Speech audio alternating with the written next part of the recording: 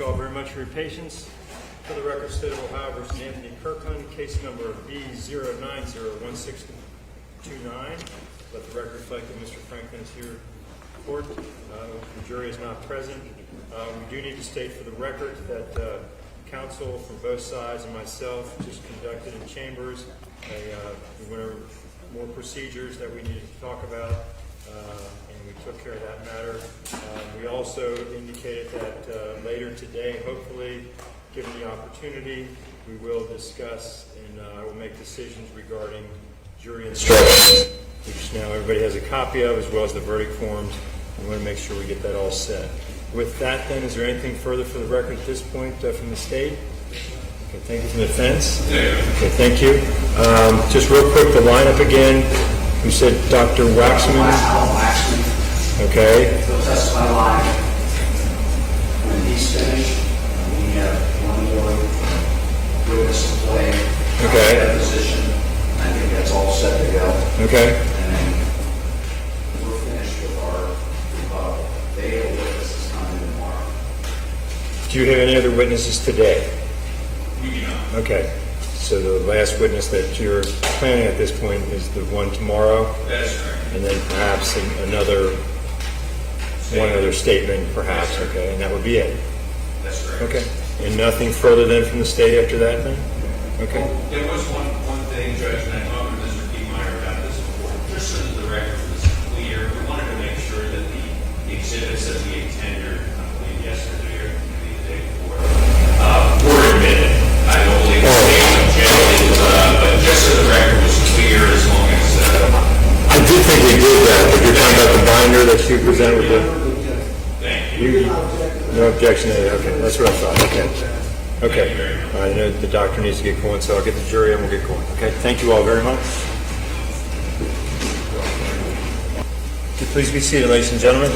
You know, I just noticed you guys in front there, if you want to move your chairs, I don't know, it looks like somebody moved them over. Are you guys okay there? Okay. All right, okay, thanks. All right, good morning to everybody. And again, thank you first and foremost for coming in. I appreciate that. And let me just ask real quick, everybody have a good evening, no problems? Anybody have any problems? Okay, thank you all very much.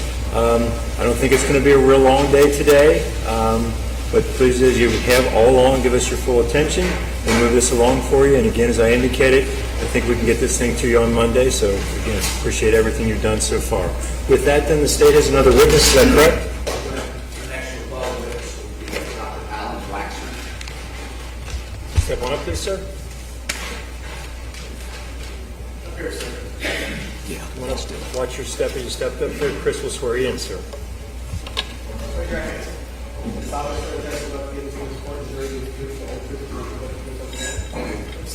Thank you, sir. It comes around this way, sir.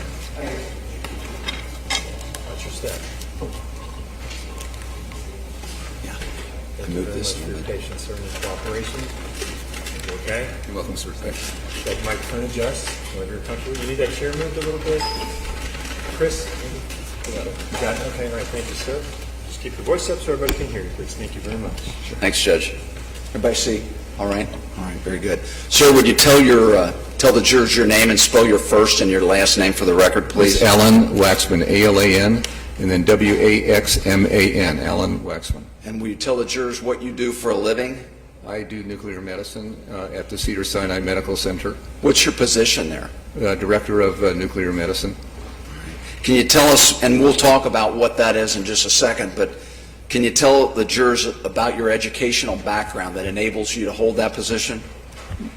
In nuclear medicine, there are boards that have been given, and the first boards that were given were about 1972. I did my training at the University of Southern California and did a board exam in 1972, which fortunately I was able to pass. And then in our field, they have recertification. So I took a recertification examination in nuclear medicine, and that was 2015. Okay. So I fortunately passed that particular examination. The field had changed quite a bit from 1972 to 2015. Is that fair? In terms of basic principles, it's still the same. We use radioactive materials to diagnose and treat patients. So in that sense, There are new radiopharmaceuticals, there are new ways of examining people, and you just have to make sure that you're up on the literature and see these changes and be familiar with them, because you're being asked a lot of questions about that. Are you, in addition to the board certification, I take it you're licensed to practice medicine, is that correct? I have my license in the state of California. And what is your specific field that you're board certified in? Nuclear medicine. Okay. Can you tell the jurors what nuclear medicine is? What does that encompass? What you're doing is giving diagnostic information to clinicians, certain things that they need by virtue of giving a radioactive material, and seeing where it goes, what is the distribution, and looking at it and comparing it to normal individuals to see if there's a deviation from normal. Based upon the deviation from normal, you're often able to make diagnoses, and that's basically the diagnostic aspects of it. The field is not rocket science. It's very, very simple and straightforward. Thank goodness. It's easy for me to go along each and every year. Even if I get older, I still am able to stay with the field, do my reading, go to the meetings, and actually have an opportunity to teach. I do a lot of teaching for the Society of Nuclear Medicine. Can you tell us a little bit about who have you taught, and what are some of the things that you've taught? I think more germane to this particular case is I was one of 10 of the national faculty teaching brain imaging using radioactive materials, and we taught a course called the Brain Practicum, and that was very heavily attended. We kept that course going for about 10 years, and the expense in putting on that course was becoming monumental. We were bringing in experts from all over the world and having to bring in very specialized computers to demonstrate what the field was all about, including quantitative analysis and pattern distribution. So it was a pleasure for me to do it. I learned a lot. We met usually before the meeting, the national meeting, and had a one-day meeting for all of the experts from all over the world to discuss new issues, and I just learned a tremendous amount. So I enjoy the teaching, not only because I enjoy teaching, but because I learn from the experience that I get from being a teacher. And over the years, have you held positions in any professional organizations or groups? Well, in the Society of Nuclear Medicine, which is the organization that monitors and educates people in our particular field, I was one of the national instructors. As I had mentioned, I was president of the Brain Imaging Council. The Brain Imaging Council is the key educational group for that particular organization, and we put on meetings at the national meetings and regional meetings to teach people about how to do these particular studies, and especially enjoyed putting on a program called Pitfalls and Artifacts, which is looking at studies, including the brain, that you have to be very careful when you interpret these particular studies. So Pitfalls, Artifacts was my favorite. There are other groups that I have taught for, the Southern California Western Regional Meeting. In that particular organization, I do a lot of teaching and lectures. Just taught the National Tech Meeting last week in Las Vegas. It was a terrific meeting. We have technologists from all over the country coming to that particular meeting. It's very well attended, and it's an enjoyable meeting for me to attend and teach. And when you leave here today, are you headed to yet another conference? Well, I'm visiting professor in Alaska, of all places. I've never really been to Alaska. I'm kind of looking forward to getting out there. So I have to give 15 lectures in a period of about a week, and that's a lot of work. But fortunately, 3 of the lectures actually were dealing with the brain, so it is something I'm very familiar with, and it was easy for me to prepare. Dr. Waxman, have you been called as a witness and been qualified as an expert in the fields of brain imaging and nuclear medicine? Yes, you called me for that purpose. All right. Have you done it previously, though? Yes, I have. About how many times do you think you've testified in court as an expert? I would estimate it's going to be over 50 times, maybe closer to 80 times over a 20-year period. Can you give us some ideas of the states where you've testified and been so qualified? Well, it's mainly been in California. I have testified in the state of Washington. I've testified it's becoming a country now in San Francisco. It's another world, and so I've testified in San Francisco as well. All right. And where you are the director of nuclear medicine, that is at Cedars-Sinai Medical Center in LA, is that correct? That's correct. I became the department head in 1976, then became the director imaging, co-director of imaging. And if you want to have that responsibility, good luck. I have a person that I've worked with for years who's terrific as an administrator. The group didn't look upon me very favorably as a director, because part of that duty was not only the science, which was favorably looked on. I had a lot of papers and so forth, but you had to negotiate with administration and try to get money, and I'm just not a good negotiator, so I wasn't bringing enough money into our organization, and we had another person who was outstanding at demanding money and somehow getting it, and so that person remained as director, and he's director today and doing a great job. So for me, I'm happy to be a scientist in the group doing research and teaching. Judge, at this time I would tender Dr. Waxman as an expert in brain imaging and nuclear medicine, unless there's some question about his qualifications from the defense. All right, thank you.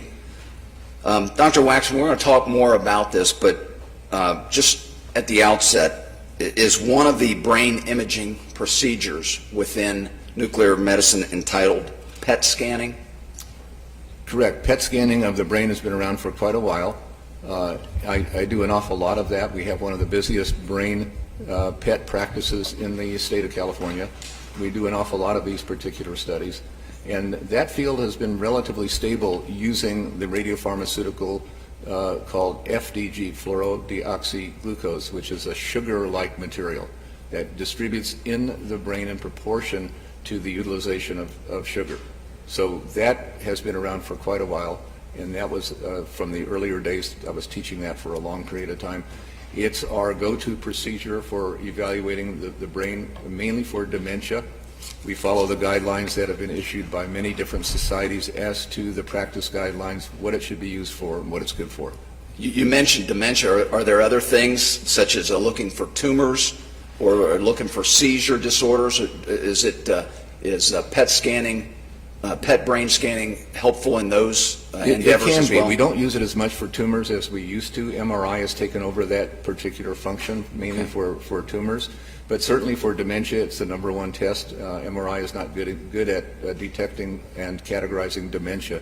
Dementia would be Alzheimer's disease, frontal temporal disease, Lewy body disease, and a variety of different dementias dealing with the vascular tree. So we do a lot of dementia work. We do a lot of epilepsy work. There are some certain patterns in epilepsy that we can diagnose, and it's very useful for that particular purpose. Some people have determined that it's good for movement disorders.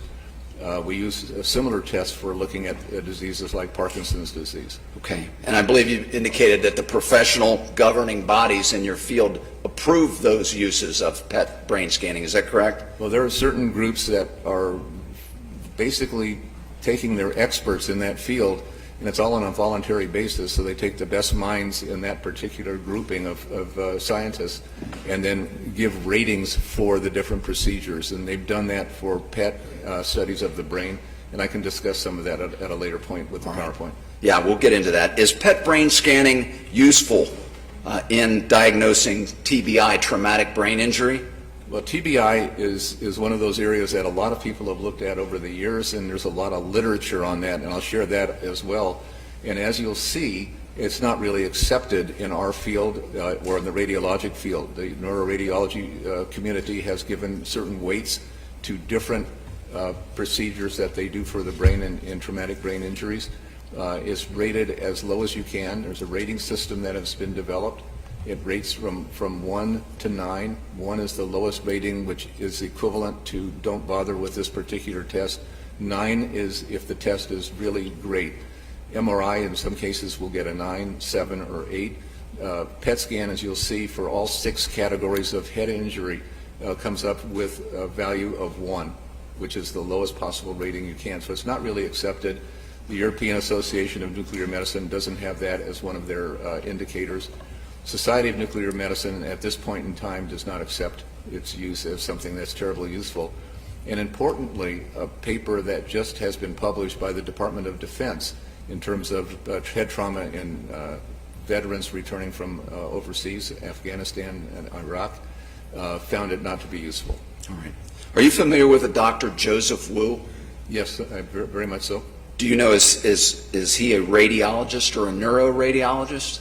My understanding from his testimony is that he's a psychiatrist. He is not boarded in any other field other than psychiatry. How long have you known Dr. Wu or been familiar with him? For probably, it's approaching 20 years. And how did you come to know of Dr. Wu? Well, the very first time I heard of Dr. Wu was somebody said, "What do you know about PET scanning of the brain?" And I said, "Well, I know quite a bit." And they said, "Do you want to look at this particular study that was done for medical legal purposes?" And I go, "Well, not especially." And they said, "Well, just look at it and see what you think." And that was my first experience in looking at what Dr. Wu had to say about a particular study. Okay. And that was really my introduction to Dr. Wu. Over the last 20 years or so, have you ended up testifying in the same case as Dr. Wu and end up testifying on opposite sides of a case? Well, we've had differences of opinion, mainly based upon what I thought of how he did his study and how he interpreted his study. And this had to do with the use of PET brain scans to diagnose traumatic brain injuries? Traumatic brain injury, as well as exposure to different toxins, including carbon dioxide, carbon monoxide, and a variety of other things like mercury poisoning, a variety of different toxins, which the study is not designed to really look at that. All right. Was there this fact that you were on opposite sides of a case from Dr. Wu, is that anything personal as far as you were concerned?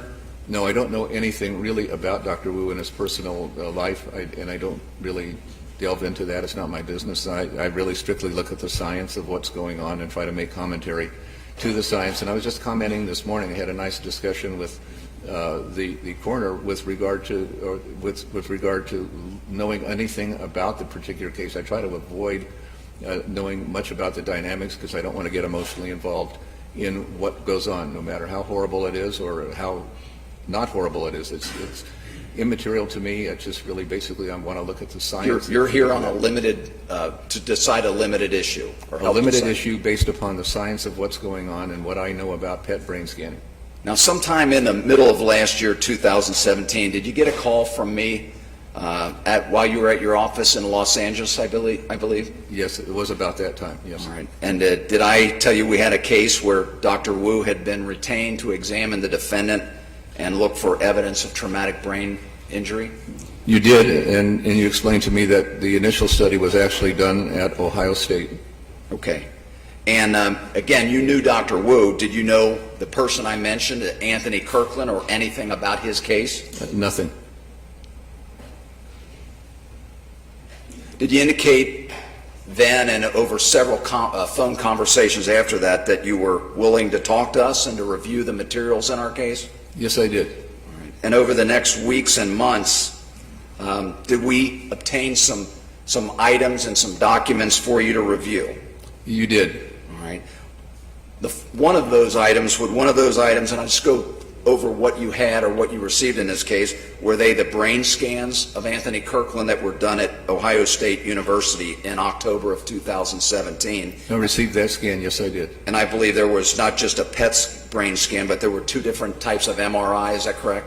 Right, and I'm not an expert in MRI. I know a lot about it, but I'm not enough of an expert to get up in a witness stand and say I'm an expert and I know all about it. I do not know all about MRI of the brain. I know its basic principles. I know some pitfalls and artifacts that can be created, but I don't know enough about it to be qualified as an expert in that. All right, but specifically you received the PET brain scan that was done at Ohio State University. I did, yes. And if I could, while we're on that matter, are you familiar with the reputation for the Ohio State University's Wexner Medical Center with regard to nuclear medicine and brain imaging? It's one of the best hospitals in the United States today. It's rated very, very highly by all of the rating groups. The most prestigious group is the, believe it or not, the magazine, Newsweek, rates all the different hospitals. And I know at our hospital we try to get very high on that particular rating. Ohio State is constantly rated in the top of the elite groups of hospitals. And I specifically looked at the neuro program, and they really advertise, and one of their expert areas is neuro PET, using PET scans. And it's clearly, if you just Google Ohio State, you can find all about their reputation and how good of a hospital it is. It's a terrific hospital. All right. So in addition to the brain scans done at Ohio State, We also got you the reports of the two doctors that did those, Dr. Chadwick Wright and Dr. Daniel Bolter. You got their reports as well? I did. I have their reports. And one of the things you said you needed that we didn't have, but we ended up getting was Dr. Wu's normal resting PET brain database. Well, the studies that are done normally by Dr. Wu are very strange. They're, if you will call it an exercise brain, it's really an activation of the brain. It's not recommended by the practice guidelines and procedure guidelines that have been written by the major societies. Usually those studies are done in a resting state. So the study done at Ohio State, not to my surprise, was done according to the protocols advertised throughout the world, which was a resting study. But if you really want to read a study properly, you need a normal database to compare. So you want to see if the particular study you're looking at deviates significantly from the normal patterns, because the normal brain isn't a perfect brain. Almost every brain that you look at, they have its own fingerprint, if you will. They're all different. There's a lot of heterogeneity, which is a term that comes up in the literature, meaning that the brains are different from person A to person B. And even on any given day, the scan can vary. Also, there are guidelines that say if you do a scan, you would like to have the scan done for comparison to normals on the same scanner. And in this particular case, the only thing that I see as different is that the normal studies that were done by Dr. Wu were done on his scanner, which was not the same scanner as done on the scanner at Ohio State. I don't know if it makes much of a difference. If they're good scanners, the patterns will be very, very similar. All right. We're going to talk more about that in your presentation. Is that correct? We will, yes. All right. So in addition to the normal brains PET scan database of Dr. Wu, finally we got you his report, which contained his findings. Is that all correct? You had all of those things? I have all of those. And did you review those all? I reviewed every single scan that I looked at, and from the normals as well as the study from Ohio State. It was a very simple, straightforward looking scan. All right. Now let's go through and just briefly what your findings were when you reviewed all those items and documents that we got you. First off, what did the doctors at Ohio State University find when they did the scans on Anthony Kirkland? Well, the first thing I did was I didn't look at their report. I actually looked at the scan and try to get an impression. I don't want to be biased. I looked at the scan, and it was a textbook normal study. And I would have been surprised had the study been interpreted as abnormal by the Ohio State doctors, which they did not. They called it normal all the way through, and I agreed with that interpretation. So when you say normal, you're saying they found no evidence of traumatic brain injury in Anthony Kirkland? That's correct. And when you examined that, you agreed with them?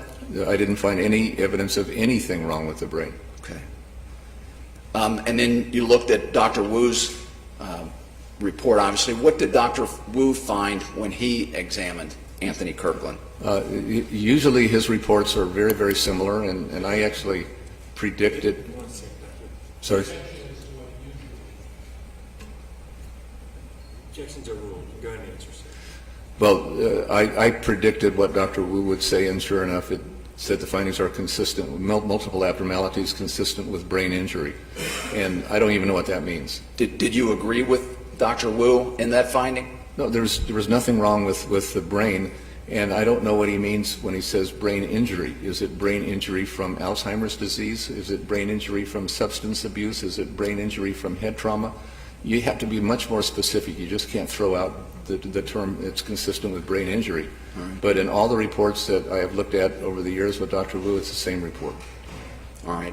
Dr. Waxman, did you, in anticipation of your testimony here today, did you prepare a PowerPoint presentation to help you explain how you examined these brain scans and how you made the comparisons and reached your conclusions? I have a PowerPoint, and I explained to you I really would like a PowerPoint, because while I think that this is very simple material, if somebody gets up and shows a bunch of color images and points to points A, B, C, D and say, oh wow, these are horrible, and look at the different colors, they don't mean anything unless you really understand what's going on. All right. Would it help you to use your PowerPoint and explain to the jurors what they're seeing? You know, I think it's the only way that I could effectively do it because it's very pictorial and pretty straightforward. All right, thank And I you. understand, I just have one more point, that the jury cannot ask me any questions as I go along. No, that's correct. Okay. All right? Good. Judge, at this time, I would indicate that the doctor's PowerPoint has been loaded on the laptop, so he can display that to the judge. Okay to go down and, So that the record, hold on just a second. And so that the record contains that PowerPoint, we had it put on a disk, and we're asked that be introduced to that. Since part of this states Exhibit 61. States number 61. Okay. Any objection? No. States Exhibit 61 will be admitted. okay.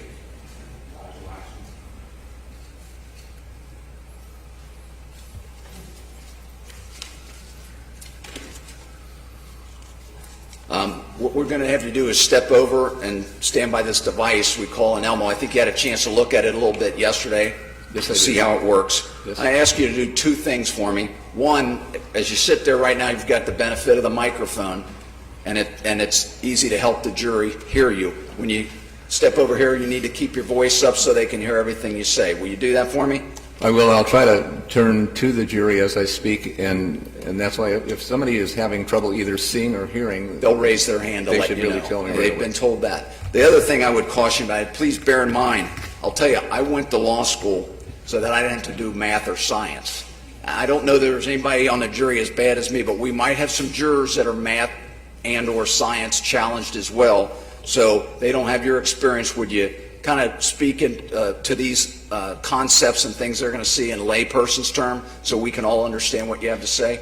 if it gets much beyond layperson's term, I personally will have difficulty. So that's why I think I can be very effective. All right, and I know, Doctor, the other day when we were trying this out, there's a pointer on there if you want to use that so you can stand to the side and you don't Okay. block anybody's vision. All right? Okay, yes. All right, if we can have you refer to your PowerPoint. Anytime. You want him out there with? Watch your step as you step down. Be very careful. It's a little tricky.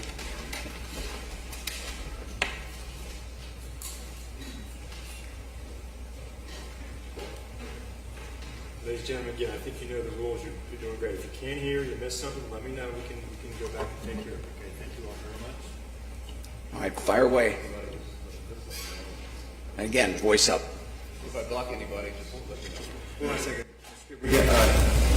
I need to before we go up, to take this down, she's requesting, God bless you, by the way, she's requesting that she be able to see him also front. Okay. Does she want to set up here, or does she want him to come to the other side? Your Honor, may I suggest we use the wireless link? I just motioned to Chris about that. Where are we with that? It's working, it's right there, however, there's no clip, so he would have to hold it with one hand and point with the other. Did you hear that, Dr. Waxman? We do have a microphone, but you have to hold the microphone because we don't have a clip.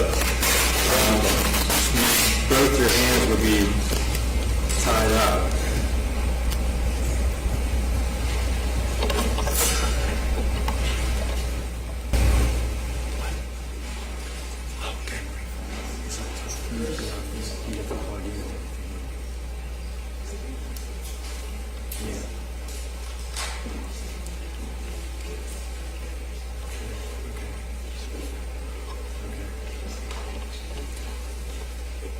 It looks like it's best if she's able to stay here.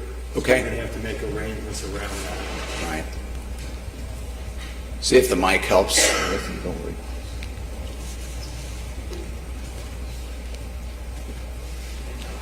Is that working? Good. And I can stand anywhere that's, Is the mic on? Yes. It's on.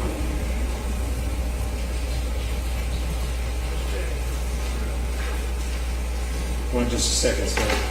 We're going to get that mic turned up a little bit, okay? okay, is this good? I think it's great. I just not only does the jury have to hear it, but so does the court reporter because she's taking this all down. Okay. Jurors all So set? maybe if I stand there, the court reporter can read lips. Is that the best approach? I can stand She anywhere. okay? Court reporter's She's good, doctor. Everybody's good. You good? Thank you very much, doctor. Okay. All right, you can go right ahead.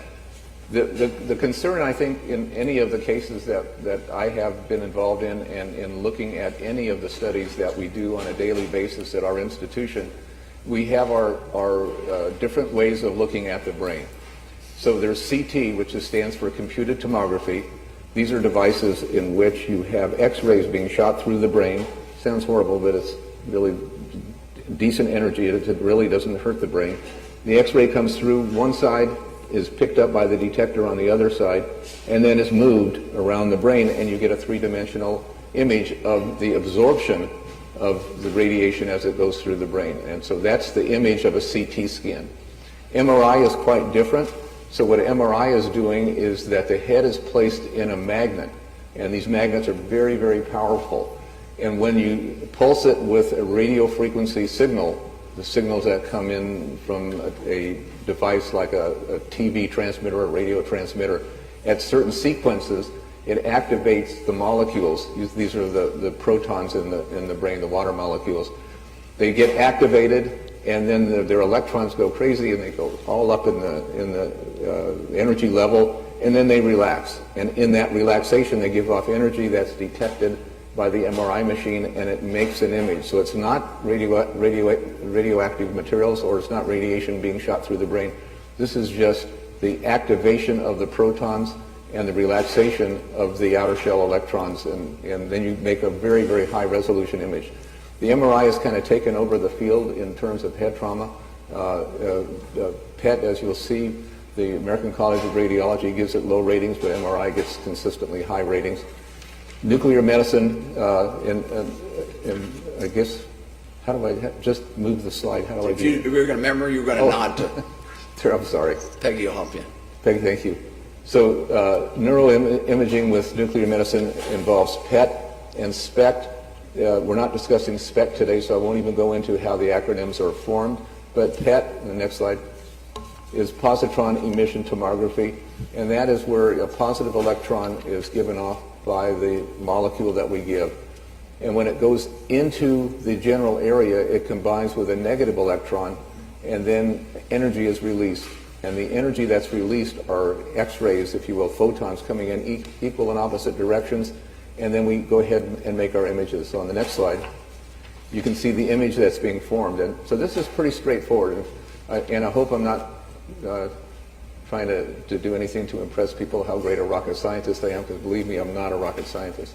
So I can understand this. This is the global uptake, three-dimensional, but in it you can take slices electronically. And so it's like looking at a watermelon, if you will. If there's a slice right here through the brain, you take it out and you look at it, and that's the slice that you look at that you're going to see on these particular scans. So in this particular case, this is the back of the brain. This is the bright area of the visual cortex. This is the frontal lobe. And look at the frontal lobe in this area is not as bright as the back of the brain, because this is visual cortex, where anytime you see light, the back of the brain lights up. This is temporal lobe, and then this is cerebellum. So in this particular case, what you're going to see, or what has been determined and in the report, and I don't necessarily agree with that, but on the other hand, it's that the front of the brain has been decreased compared to the back of the brain. It's as simple as that, and that's the conclusion of Dr. Wu in this particular case. Frontal brain is down, back of the brain is not as bright as the front. And on the next slide, you look at it, and how are these slices looked at? So let's say that you take a slice out of here, and that might be the jack, and you flip it over and you look at it, and that's the jack.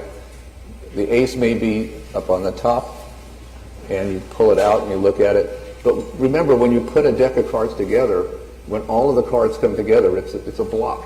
It's three dimensions. So that's the same concept as the brain. So you have this global activity that's been mapped by the PET scan, and then take slices out like a deck of cards. And hopefully that's not too confusing. Okay, next slide. So the standard PET study performed at Ohio State University is that which is basically promulgated by all the major societies throughout the world.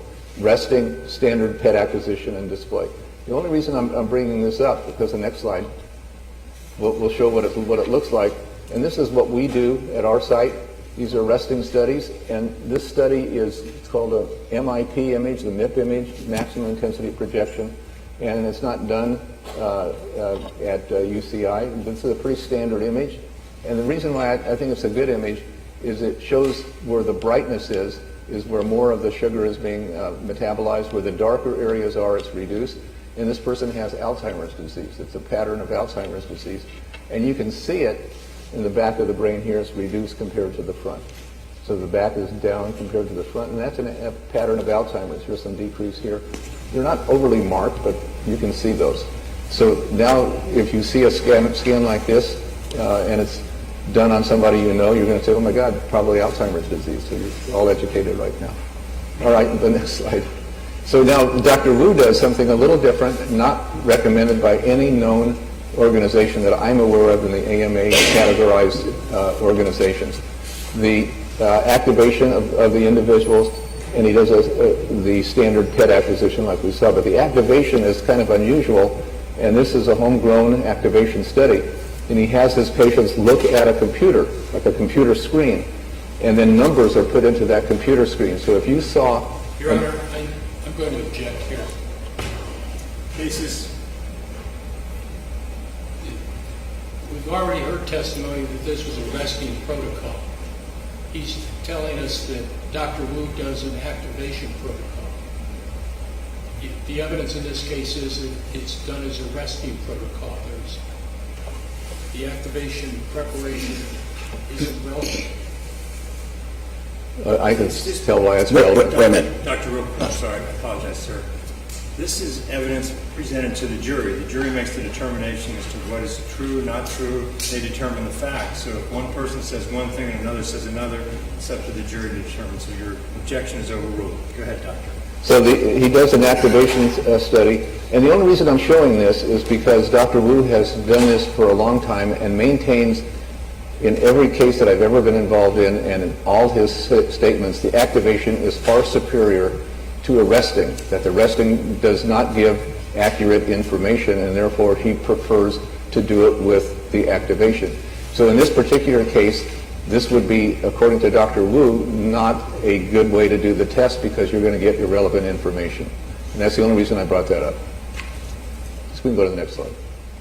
So I won't go into this. This is how the study is done. I think I tried to explain that. If 0 comes up, the patient has to press a button and that activates the brain. But that can cause certain changes that most organizations say do it resting. And the good organizations, the ones that really follow the protocols like Ohio State. Ohio State, by the way, gets top-of-the-line ratings in every survey. You can Google Ohio State radiology, and it's one of the best departments in the world. So they have excellent people doing the studies. They know how to do their studies. Next slide.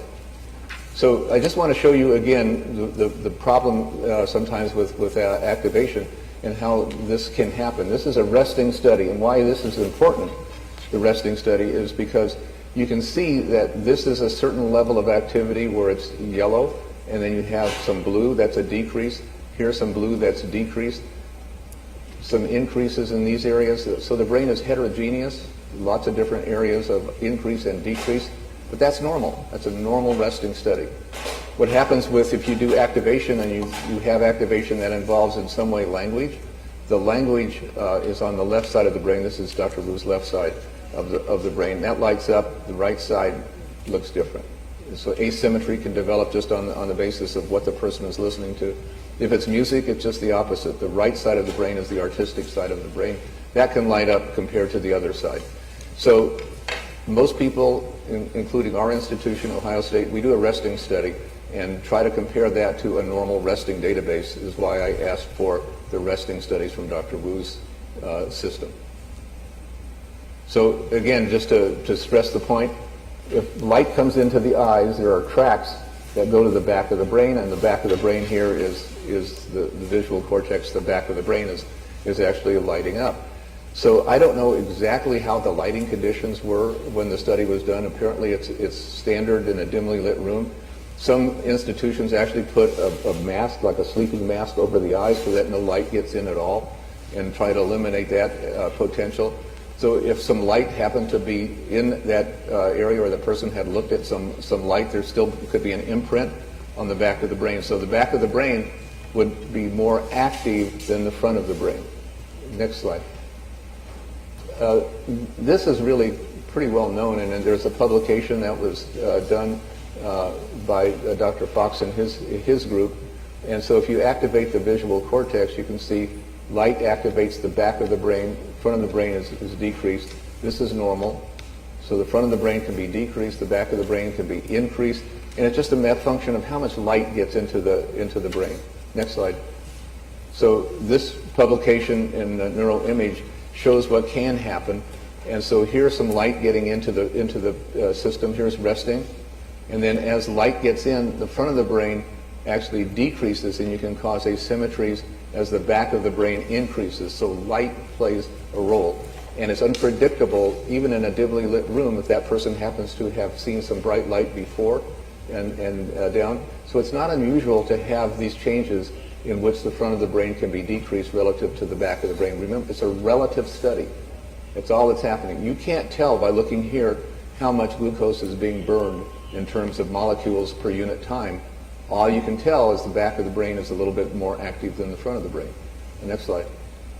So what we have is procedure guidelines. We can go through these pretty quickly because patient dimly lit room, not speak, because that changes things, and the interaction with the patient is done at a minimum. So none of the activation protocols Dr. Wu has advocated really make much sense. Next slide. Dimly lit room, next slide. That was a European. American College of Radiology, dimly lit room. So in that particular case, Ohio State is doing it correctly. They did the study correctly. Next slide. Go ahead, next slide. So this is just an interesting scan to show that if you have a recognizable pattern, you can make a diagnosis. This is a very typical pattern for Alzheimer's disease, where you have the back of the brain that's decreased in these parietal areas. This is parietal area compared to the frontal area. But what's interesting, if I were to touch this, and you say, well, would you burn your finger if you touch that area? Is that brain really metabolizing and it's so hot? And I touch that, and then I touch that. Those areas, you would say, probably burn your finger compared to this, which would cool your finger. But really what it is in Alzheimer's disease, these areas are actually decreased in terms of metabolism, but relatively speaking, they're more active than these. So if I touch this could be cool, this could be cold. So it's a relative scan, and I can't tell absolute temperature from that particular scan at all. So colors can be misleading in that regard. Next slide. This is a patient who has multi-infarct dementia. Small vascular changes can result in these kind of like rat bites out of the brain. And these are just simply a function of the vascular supply to the brain. Next slide. What are the accepted uses? There are a lot of different organizations that have written on this. So European Association, American College of Radiology have given priority ratings. And these are going to be really important to what I was asked earlier. Is this an accepted procedure for traumatic brain injury? And so I'm going to take you through what the societies, and you make your own judgment. Go ahead with the next slide. So the European Association of Nuclear Medicine, these are experts, top-of-the-line experts throughout Europe. And they came up with a document that said, look, dementing disorders, which we talked about, like Alzheimer's disease, that are in a stage that is pre-dementia, patients just coming along, maybe starting to get Alzheimer's disease, can you pick it up? And yes, you can. This is where you look at tumors, different tumors, and here's in epilepsy, and then in movement disorders. So there is no indication that's given by the European Association of Nuclear Medicine experts that says it's useful in traumatic brain injury. Next slide. So this is more complete. These are the experts in the United States from the American College of Radiology. This is the premier neuroradiology group. And you can see that as we go through here, it says head trauma, and the ratings for different categories, this is mild or Glasgow Coma score of 13, 14, 15 are very mild head injury. That's the way it's categorized by the first responders to an injury. Person would have a greater than 13 if they had retrograde amnesia, or antegrade amnesia before or after the event, and had coma or any type of loss of consciousness. So in this particular case, and this is confusing to me going through the history, I didn't see any documented evidence that this individual had significant head trauma. What I had been told and looked at was that the person came from an abusive childhood and may have been struck in the head by an abusive parent. That's to me a speculation. I've got to see the actual Glasgow coma score to conform to these particular tables. So even then, you look at FDG PET, it's given a 1. What is a 1? Boy, you guys have to have good eyes, better than me. So 1, 2, 3, usually not appropriate. 4, 5, 6 may be appropriate. 7, 8, and 9, that's the test that you want to run. So the next slide. We'll go through these pretty quickly too. Here's another category variant 3, head trauma. You go for the PET scan, it's given a 1. Go ahead. Variant 3, FDG PET, it's given a 1. It's not getting out of the 1 area, meaning not appropriate test. It's not accepted. Here's another one, FDG PET. This is variant 4, head trauma. Next slide. And we can go through this again, and so what it comes down to, this is variant 5. And FDG PET is also given a 1. So all these different variants that have been looked at by the experts throughout the United States, PET is not doing a very good job of being accepted. Next slide. And this is the final variant. And this is the only one where it makes a little bit of a move.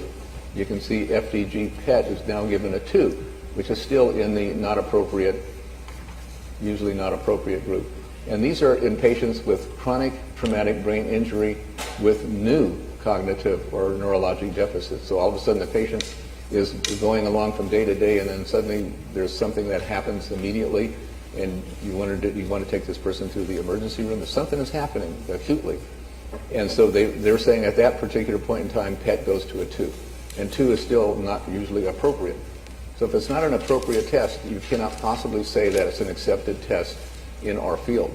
And this is by the experts. I'm not on that particular panel. These are done by the people that are top-rated neuroradiologists in our country. Next slide. The American Academy of Neurology a while ago looked at it and said it's investigational for head trauma to use these functional brain imaging studies. The next slide. So the bottom line is all these AMA-sponsored societies are not giving PET much of a consideration for looking for head trauma. Not at all.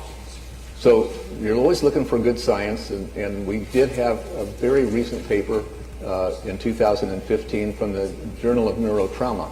And these particular authors are meaningless to most people. You guys you have no idea who these folks are. And quite frankly, I only know one of the individuals, and his name is Peter Herskovits. And I don't even see his name here. Here it is, right over here.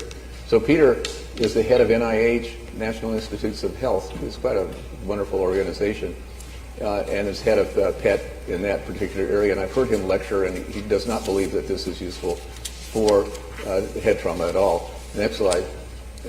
Again, going through the different authors, these are all very famous people for head injury, and I'm going to give you their institutions. So the next slide. So these are really the top of the line institutions.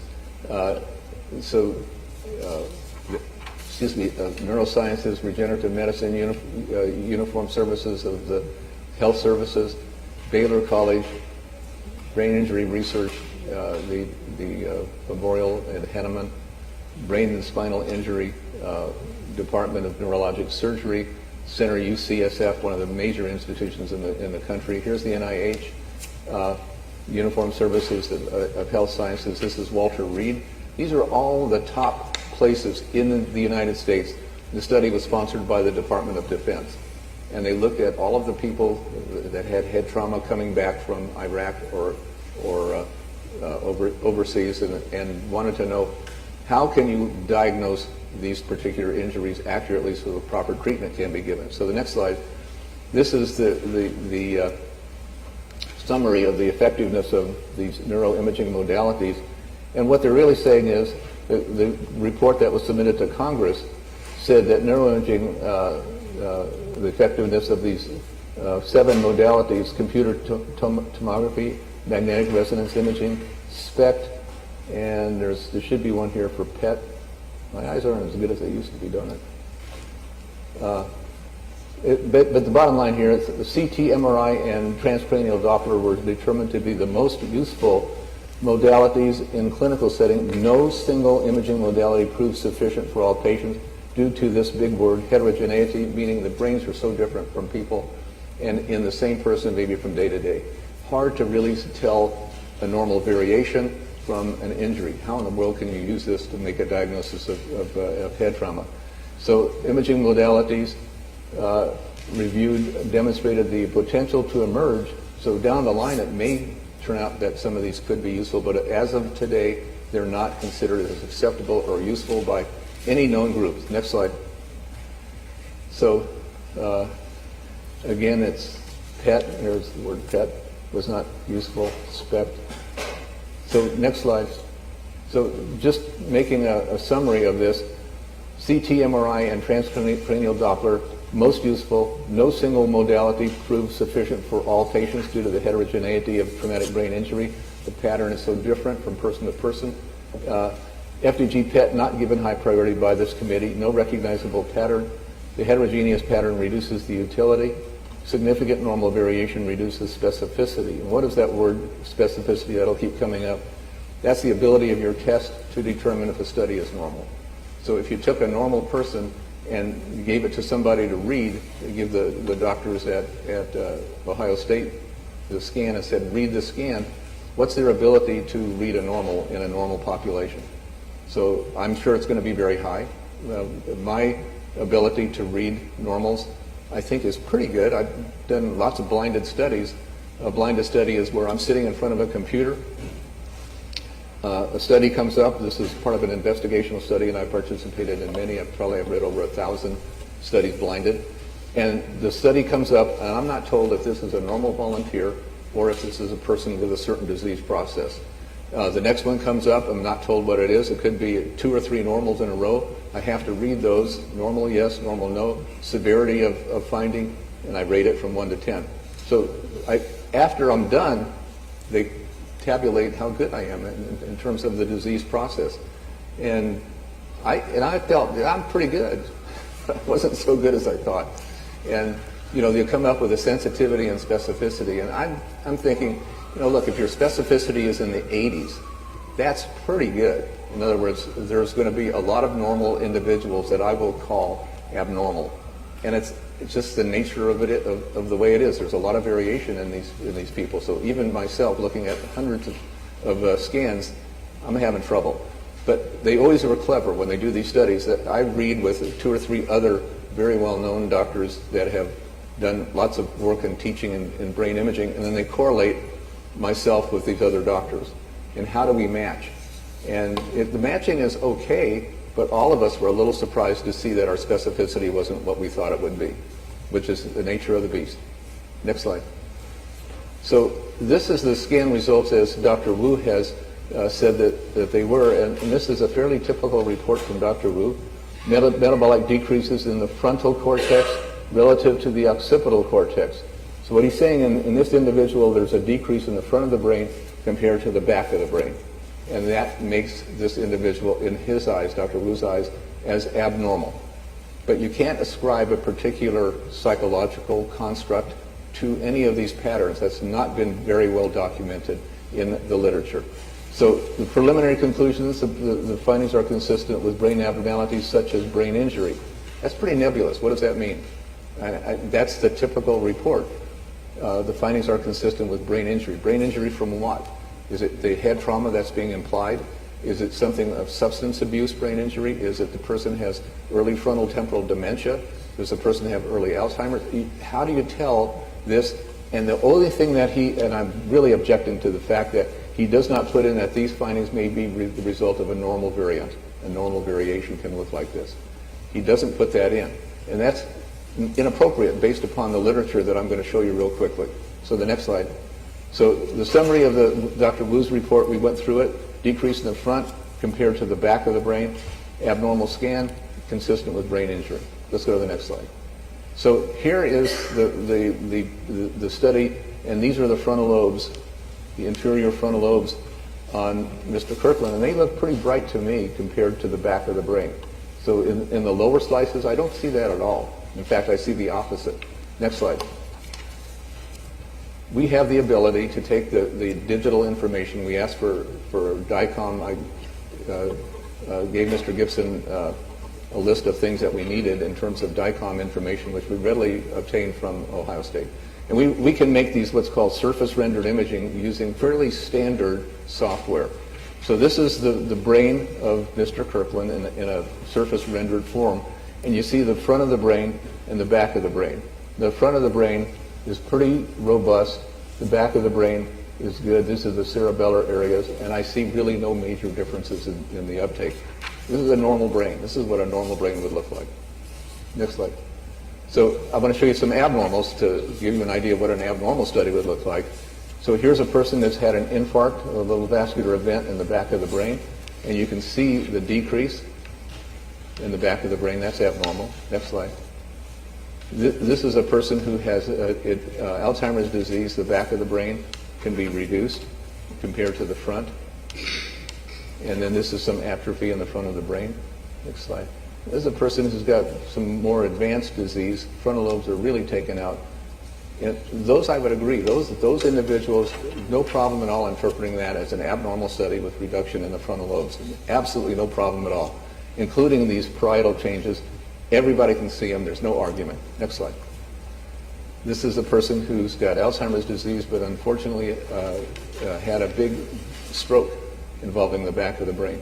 The point of these is to say that if you've got an abnormal study, you should be able to see abnormalities as clearly so that there's no argument, there's no equivocation. These are abnormal studies, and I did not see that on Mr. Kirkland at all. His brain looked really good. Next slide. This is a person who has frontal temporal dementia. These are very strange people. They have no inhibition. So if you have any friends that are totally disinhibited in all of their life's behavior, they may have this brain pattern. They lose the ability to have frontal lobe function. And this individual would stand on my feet, because I'd like to interview some of these very interesting cases, and he stood on my feet, looked me in the eye, and said, "Get off my feet." And I said, "You're on my feet." And he goes, "I'm not." And he was arguing with me, and I go, "Okay, let's part friends." And so he got off my feet and then went about his business.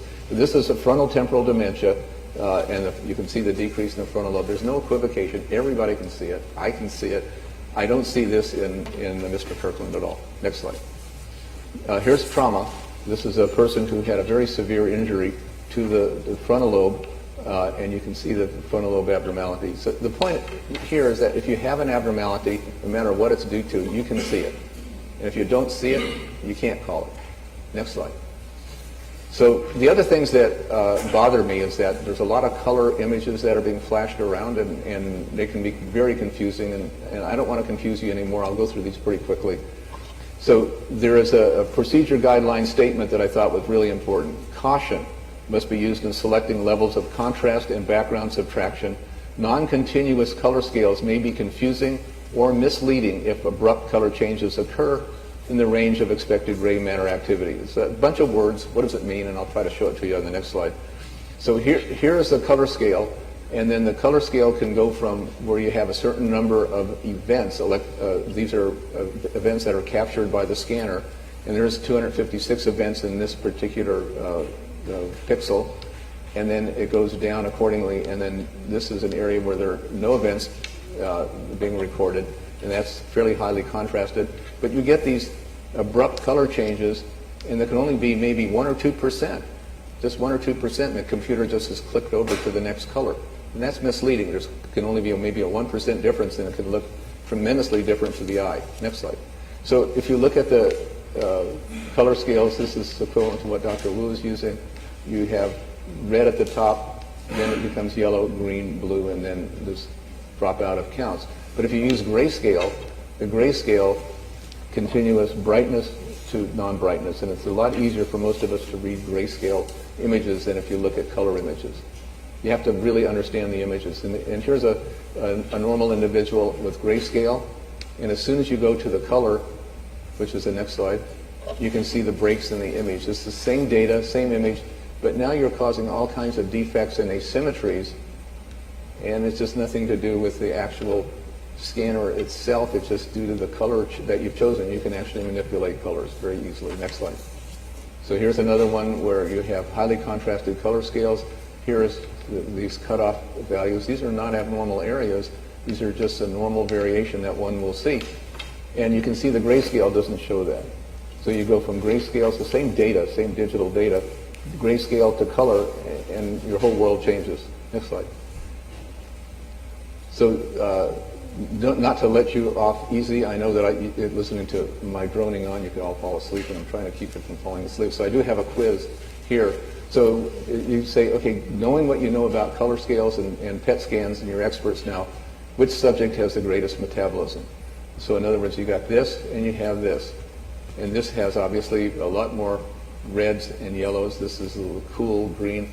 So I'm not going to hold you to it, and it's not a pass or fail course. It's just really looking at this, and in your mind, which subject has the greater metabolism? And just make your decision. No raising hands. We don't have you raise your hands and have everybody yell at you. So the next slide, it's the same subject. It's just a display, same digital data. We've just computer line, just draw the line down here, and this is the same exact data set, only we've manipulated the color. So it's the same subject, two-color display. Next slide. So which patient has the best brain metabolism? This is your next chance if you blew the first quiz. Which patient has the worst? I don't even know if this is this the way you spell worst? Or is it W-O-R-S-E? Worst? Not a good speller. I didn't do well in school. I didn't do well in school in spelling at all. It was good in math. I just did not do spelling at all. So is this okay, that spelling? Yes. Worst? Okay. So this right here is obviously the color scale that shows intuitively not much activity. And here is where you have the greatest color. And so a lot of people would say, well, this is the worst, and this is the best, and this is somewhere in the middle. So the answer is on the next slide. You can't tell absolute metabolism from the PET scan. The scans are the same patient, different intensities on the display represented by colors. You can't use color to compare subjects unless the studies are normalized. And normalized just means you pick an area of the brain and say, well, keep that constant and everything else will change. And I'll try to show that on the next slide. So it's a reference area. All the relative activity is scaled. All these are there to say that if somebody says this area is hypometabolic, the implication that you're receiving is not true, that this doesn't mean that glucose isn't being burned at a high rate or low rate. You can't tell the rate of sugar being burned from these particular scans. They don't tell you that. They just look at the distribution from one side to the other. So this means which brain has the highest metabolic rate, and I know I can't trick you twice. So you have the cerebellar areas of a certain intensity, and if you increase the activity of the cerebellum, that's the area we're normalizing to. So let's say that we increase that a little bit. This is going to happen. The rest of the brain lights up. Increase it a little bit more, and the rest of the brain lights up. So the answer to this, and you should have the answer, next slide. The answer is metabolic rates are identical. The information is from the same subject. This is all the same database, same set of data. And all we're doing is saying, look, you can manipulate color. You just change the color of one area of the brain. The rest of the brain is going to change. The colors can be misleading. Next slide. So what do normals look like? And because the abnormalities on the brain scans must be different from normals. And if they're different, then you can say something. If they're not significantly different, you can't say that something is abnormal. And there's wide variations in the literature for what is normal. Wide variations can be seen in Dr. Wu's own normal database, which we can easily show because he did give us the normals of his studies. Next slide.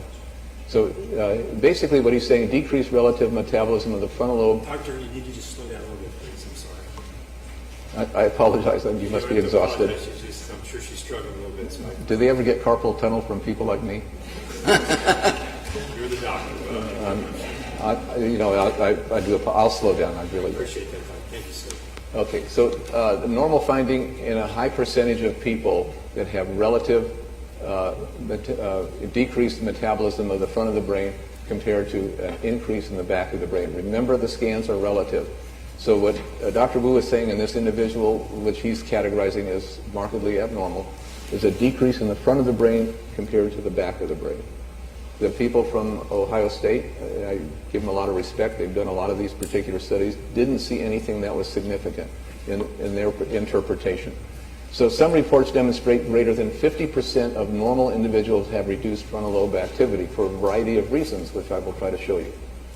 So here are papers that were done. This is one of the largest studies done in the world by the University of Pennsylvania. Dr. Alavi is a person who I've taught with in my committees, and Dr. Lessner. And these are all really good studies that were done. So let's see what their findings are in this group. So here's a classic figure. So bilateral frontal lobe defects, frontal lobe decreases, prominent Wernicke regions and bilateral parietal lobe hypometabolism considered normal. And that's quite a statement for these guys to make, that these are normal findings. In over 100 patients, they took the characteristics and discussed those. So the next slide shows a little bit closer up, and this is the back of the brain. This is the front of the brain. And you can see these defects, and they're all basically seen in a normal population. And these are just normal findings. And they could happen in younger people. They usually occur as the people get older. Next slide. You can see as we age, and I'm kind of hesitate. I'm getting older. I don't want anybody to do a PET scan of my brain at this point in time. I just want to look at my frontal lobes. So my frontal lobes could look like this, and that still would be normal. So the frontal lobe was really down. So then there was a couple of additional papers, because Dr. Wu is calling certain things like asymmetries as abnormal. And what he has been saying is, look, you can use a fancy statistical program that is not being done by a lot of people. And he's making a statement that he is the master at these digital programs, and saying that that's the way to do these brain scans. And if you don't do them, you don't know what you're doing, which can't be further from the truth. Because most people do not rely on the digital information, because they can cause all kinds of problems if you don't know what you're doing. And we're going to see that coming up. Is that correct, Doctor? You will. Okay. So the bottom line here is that in this program, statistical parametric mapping, that's SPM, you can see asymmetries. And so the study showed regions of significant asymmetry in normal controls, affecting widespread areas in the hemispheres, most part marked in certain areas of the brain. But I think the point really is that normal individuals can have asymmetries, frontal lobe decreases. They're just normal variations, and that's never mentioned in Dr. Wu's report. Next slide. Just remember, doctors take your time. So here you have the colorization of the asymmetries that are present in this SPM study. I think I'm just kind of wasting everybody's time showing it over and over again. Next slide. And again, the next slide. They really show that these variations are normal, even if you use these statistical programs. And just because you use a statistical program doesn't make you any different than an individual who's trying to interpret the brain, given the vast experience that some of these people have had. Here's a paper that our two respected investigators, Dr. Volkow is one of the major investigators from the NIH, Dr. Wang is from Brookhaven, and the next slide here just says that the studies that they did with their PET scanning showed significant intra-subject variability for brain metabolic values and normal controls. That's the heterogeneity that we were talking about. Age-related decreases in frontal metabolism that occur even in relatively young adults. So it's another major scientific group that says, look, the frontal lobes can be decreased. Don't worry about it. This is normal findings in individuals. Next slide. So he has a normal database of 56 subjects performed on a PET scanner at UCI. He said that the scanner had excellent resolution. Next slide.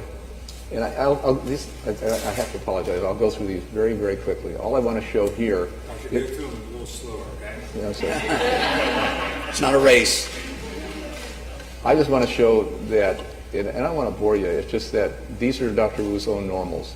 And these are decreases in the temporal lobe, frontal lobe, frontal lobe, frontal lobe. These are decreases in asymmetries in multiple parts of the brain in his own database. The next slide. And again, the blue is a decrease compared to the rest of the brain. So here's a decrease in the front of the brain compared to the back of the brain, another area. These are normal. It doesn't mean that the individual has anything wrong with the frontal lobes of the brain. Not only are they normal, they're normals in Dr. Wu's normal database. Is that correct? This is all from Dr. Wu's normal database. So this is his control number, patient 29. So yeah, that's why I won't talk fast. I'll just go through these a little bit more. Next slide. Okay. And you can see more frontal lobe. This is where, if you had this individual, Dr. Wu would have given the same report. The findings are consistent with brain injury. But that's impossible. These are his own normal, certified normals. Next slide.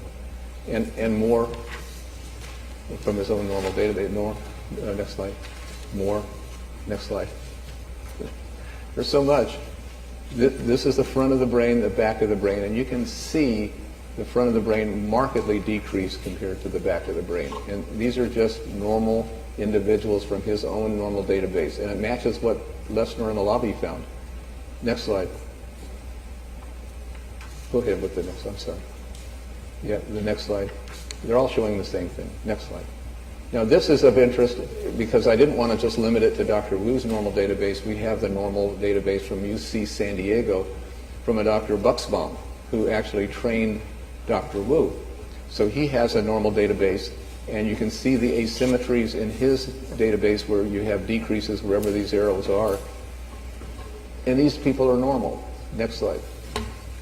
And you see the asymmetries that are present. Next slide. And you can see the defects in the temporal lobes and the frontal lobes and the back of the brain, the asymmetries. These are, again, another normal database, again showing the same findings.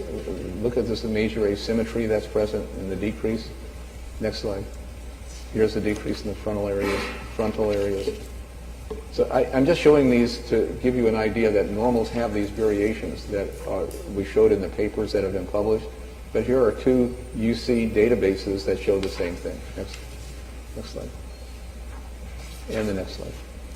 And there's so many. Dr. Wu, before we go on, so what we're seeing here, you're not saying that these people are abnormal. You're saying that they are normal and they're correctly in a normal database, but they exhibit things that in other circumstances Dr. Wu might call abnormal. If I said that, I couldn't say it any better, so I appreciate that. So that is exactly what's going on. These are normal individuals, certified normals from Dr. Wu and UC San Diego and UC Irvine. These are normal, certified normals, and they have these changes. But that was expected based upon the literature. Okay. Next slide. So you really do need to do the studies that I've been through. We call them double-blind studies. I'd like to take you through a double-blind type of a study to give you a feeling for what it is. So let's go ahead with the next slide. So here's a double-blind, and you say, which subject has the most defects or asymmetries? So you look at these studies, and then you see this decrease in the frontal lobes, pretty marked. Here's some big chunks of decrease in the back of the brain. Here's some more in the front of the brain. And then you have this particular individual that has uniform activity throughout the brain. And so then you don't know who's who. You're blinded as to if it's a normal or not, but we'll unblind the study with the next slide. So these are the normals, number 44 and so forth. These are all normal subjects, and this is Mr. Kirkland's study here, and you can compare yourself. Next slide. Here's a double-blind study based upon some normals from UCSD. And then you look at these and you see frontal lobe, you see asymmetries, the huge asymmetries here that are present, and these particular defects. So let's decode this. And so these are all normals. And then here's Mr. Kirkland, and he seems to be winning the battle. He's as normal as they are. Well, more. Okay. Well, there's no such thing, I think, as a super normal, but on the other hand, he's at the top of the class here. Next slide. And again, another double-blind type of study, and let's take a look at the individuals, the front of the brain, the asymmetries, the next decode, and you can see very clearly that there's asymmetries in lots and lots of these normals, much greater than Mr. Kirkland. Next slide.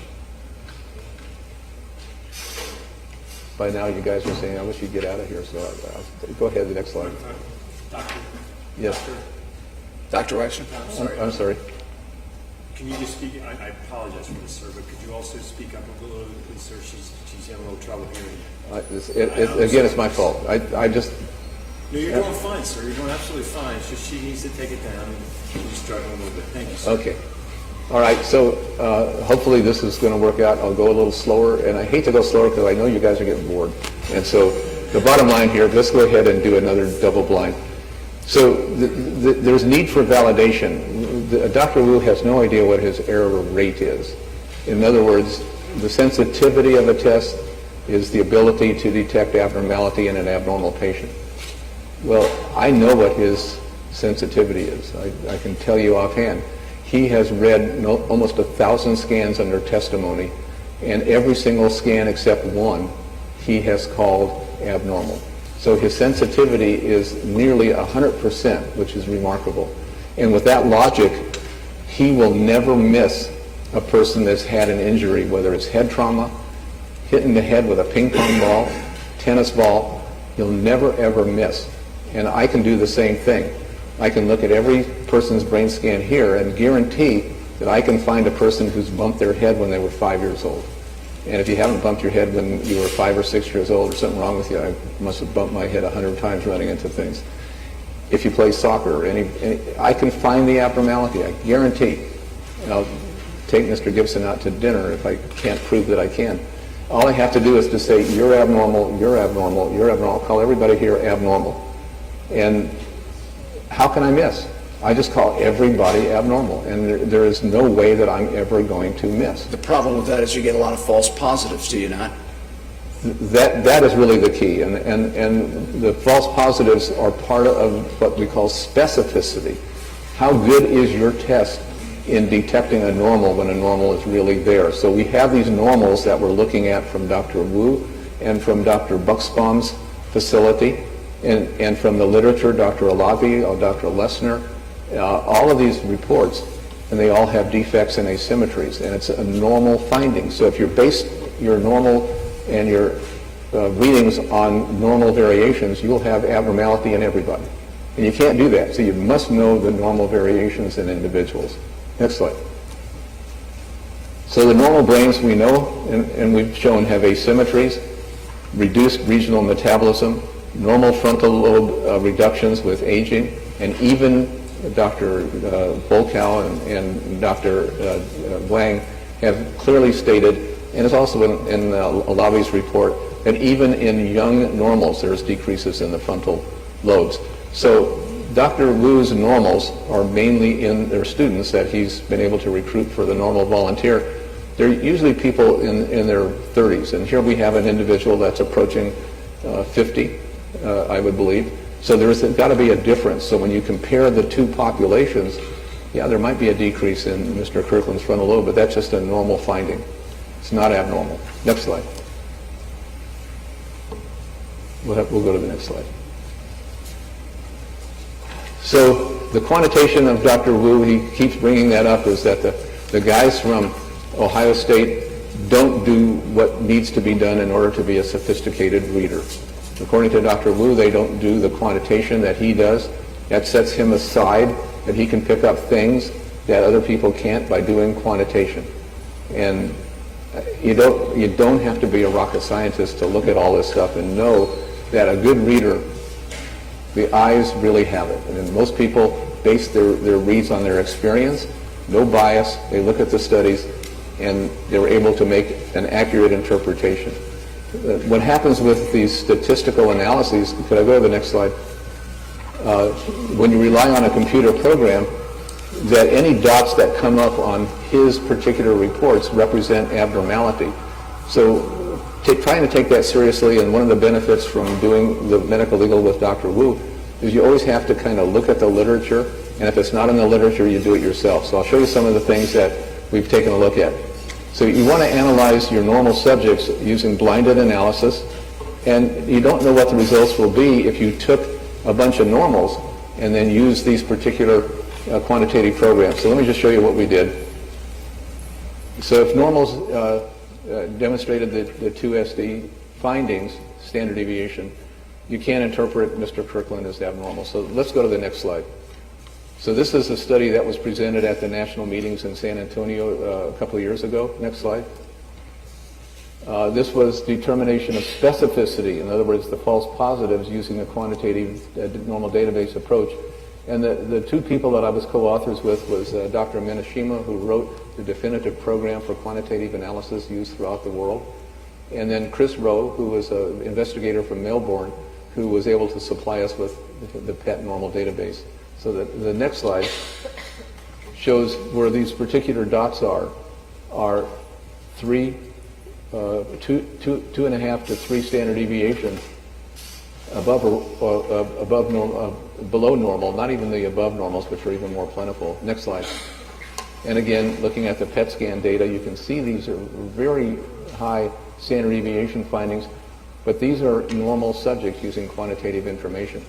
So you can't say that just because these dots appear that means the person is abnormal. You have to look at it in its totality and say, well, what's going to happen when you look at normals using the same quantitative approach?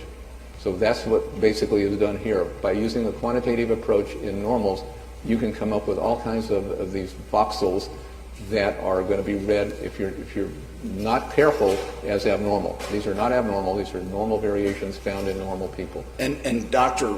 Wu, in his testimony, indicated it has to be at least 30 voxels to show the difference between normal and abnormal. Is that correct? And he uses discrimination of a p-value, which is a statistical discriminatory factor of 0.01. Where did Dr. Wu get that I've figure? been trying to figure that out, and I think that the next time you have a chance to talk to Dr. Wu under oath, you have to ask him that question. Okay. There's no papers that discuss that. Okay. It could simply be that that's where you can make black dots appear. Okay. You put the numbers in. You can put in any number limitation you want. It doesn't mean anything unless you've proven it that that's an appropriate number to use. Wherever you put in the numbers and you get some black dots, and you're going to say, well, that backs up my opinion that this person has whatever he has, and therefore I'm showing you that that's the case, and it's not me, it's the computer. But keep in mind that man programs his own computer and puts in his own limits. Next slide. This again is just showing all these different areas that would have been called abnormal based upon this type of analysis using numerical statistical values. So next, and again, the same type of system that is being used can be misleading if you don't really understand where your limits came from, how you establish those limits, and what it really means. And keep in mind that the allegations here, from my understanding, is that this person has chronic traumatic encephalopathy. And there is no way that has ever been published by any group anywhere that the type of PET scan Dr. Wu has done can pick up chronic traumatic encephalopathy. In fact, if you Google it when you go home, or what, I don't even know if you're allowed to do that. They're not. They're not. Okay. Not yet. Don't anyway. Google it. Don't do that. But you'll find basically that it'll come right out and say there's no imaging test that can at this time find chronic traumatic encephalopathy. There people are working on tau, T-A-U, protein markers. That's not available, and that's not what Dr. Wu looked at. Next slide. So let's go ahead with the next slide. I know that we're getting a little bit brain weary of what I'm saying, but let me just tell you where it's coming from. Yes, sir. How much longer? Because I do need to give the jury a break. We're nearing the end of the PowerPoint, at which point I'll be... Okay, ladies and gentlemen? Okay, thank you. Okay, I got 5 minutes, and There we go. And it wouldn't even take that 5 minutes. But I just thought this was really eye-opening, because it is eye-opening to me. These are Dr. Wu's scans of normal individuals, and all these numbers that you see are of normal individuals. So let me just show you what's being done. These are all normals, and then these are a computer atlas that he uses to take this data and what you call data warping. You take this information and you make it fit the shape of this atlas. And you do the same thing with every single slice of these individuals. So if there are a large number of normals, and Dr. Wu is using a large number of normals to make these particular areas, you will find that if Mr. Gibson was a volunteer and I was a volunteer, or any one of you were a volunteer as a normal individual, Mr. Gibson would have a decrease on the right, I'd have a decrease on the left. Or Mr. Gibson, based upon his behavior, may have a decrease in the frontal lobe, and I may have an increase in the back of the brain. When we put our brains into the same atlas, we cancel each other out, and we make an average. So go to the next slide. And this is what happens when you make an average. Taking all of those funny-looking scans with all their asymmetries and defects, this is what you've created by averaging. You make the perfect brain. Can anyone's brain be normal compared to that supernormal, that averaged? No, because if you, and these are some of the scans that went into making this particular atlas. So if this person is a normal, comes back and you say, take this normal and compare it to the perfect brain, this person would lose. He'd come out with all kinds of statistical aberrations saying, God, he's really abnormal. The poor guy he's got a horrible brain, and that's not true. So it's just nobody can compete with the perfect brain, and that's what these techniques do. They create the perfect brain, and then you take a subject who can have these normal variations that you saw, do the statistical analysis, and they always will have some defects in their voxels. Next slide. So if you have a recognizable pattern, like in the back of the brain for Alzheimer's disease, you can say, okay, that's a good representation of Alzheimer's, and then down the line, you will be able to say, okay, 2 years from now with some therapy or maybe some goodness will happen in Alzheimer's research and we'll be able to cure it. You'll have a baseline and you can say the person's getting better or getting worse. And we use that particular technology to do just that. Next slide.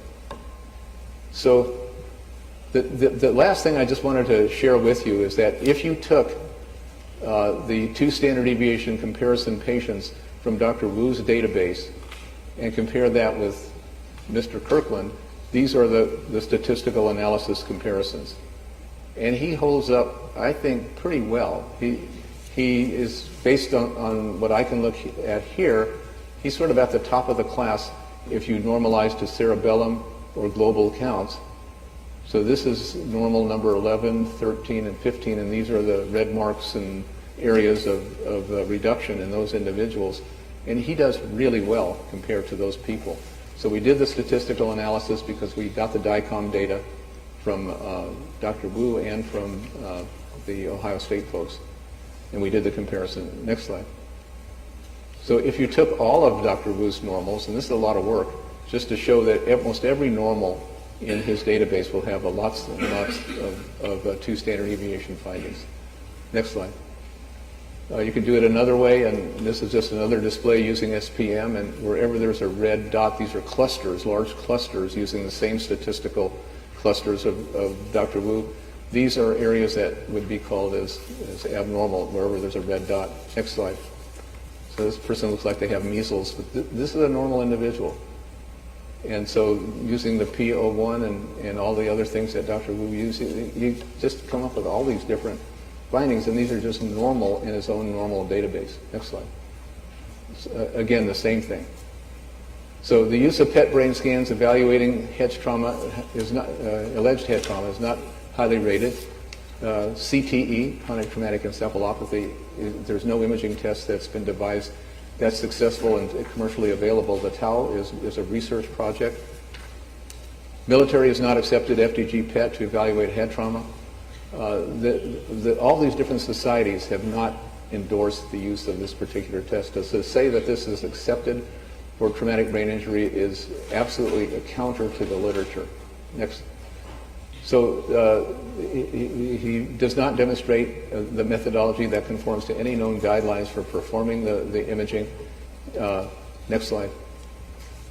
So there's no acceptable double-blind studies that have been performed for visual error rate calculation, because I don't know what his error rate is. And all it means is that when he looks at a scan and says, you're abnormal, how does he know it's abnormal? How in the world, scientifically, can he say this person's abnormal? Why doesn't he just simply say, add it to his report, the findings may be secondary to normal variation often noted in the human brain? It is never in a report, and it's an area that's not been discussed.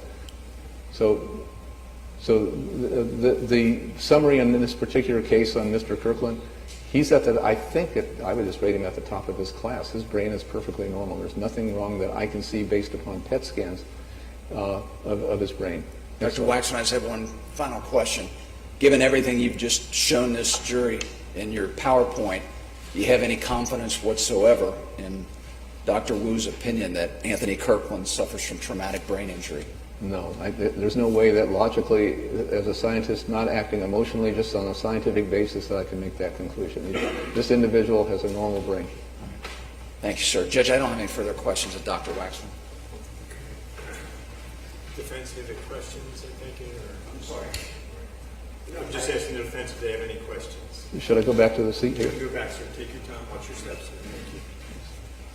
I think we'd like to take a break right now Okay. before cross-examination. Watch your steps. We're going to take a break then. Okay. So we're just staying down there. That's fine. Okay, ladies and gentlemen, I appreciate your hard work and watching. You're doing great. We're going to take a short break. Try to do a 5 to 10 minute one. Please do not discuss this case among yourselves. Do not permit anyone to discuss it with or in your presence. It is your duty to not form or express any opinion on this case until it's all finally submitted to you. Don't do, watch, read any media. You know the drill. Thank you very, very much. We'll see you back in about 5 to 10 minutes. Okay? I got this mic on. I probably should turn it on. I'm not sure.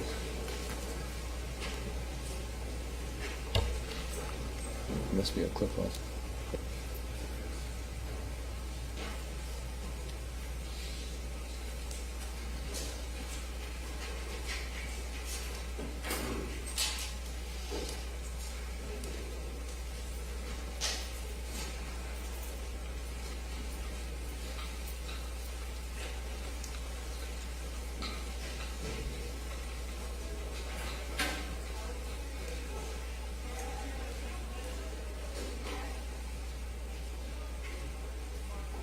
Please be seated, ladies and gentlemen.